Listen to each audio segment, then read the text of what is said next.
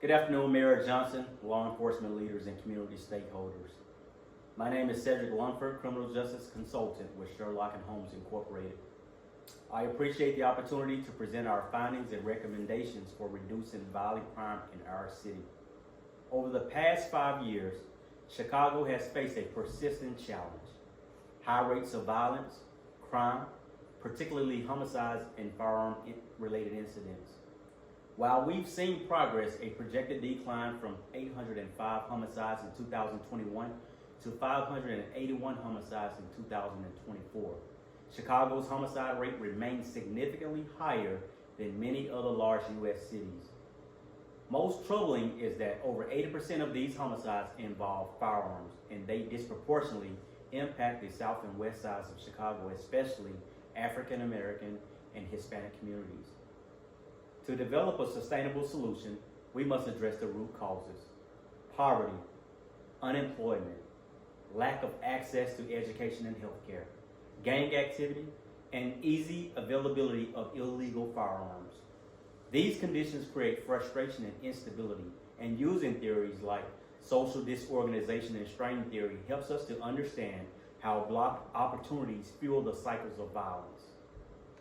To tackle this issue effectively, we apply the SARA model: scanning, analysis, response, and assessment. In scanning, we identify specific hotspots and timeframes, often between the hours of 7 p.m. and 5 a.m. during the hotter months. In analysis, we examine demographics, gang affiliations, neighborhood infrastructure, and qualitative feedback from police, outreach workers, and residents. Then comes the response. We recommend a combination of law enforcement and social support interventions tailored to those mostly at risk. And finally, in assessment, we continuously evaluate outcomes, adapt our strategies, and listen to community voices. Two key strategies that stand out. First, focused deterrence. We directly address high-risk individuals and groups, especially those involved in gangs. They receive a clear message: stop the violence or face immediate consequences. But this isn't just about enforcement alone. We also offer real help: job training, mental health support, even relocation. We use call-ins and custom notifications, supported by law enforcement and community members, to deliver the message credibly and compassionately. Second, intelligence-led hotspot policing. We use data to focus our police presence in micro-locations where crime is most concentrated: street blocks, intersections, even individual buildings. Patrols are proactive, unpredictable, and community engaged. Officers don't just show up, they solve problems. Whether it's cracking down on illegal gun markets, cleaning up abandoned buildings, or supporting nuisance enforcement, we make the environment safer and more stable. This isn't about policing alone.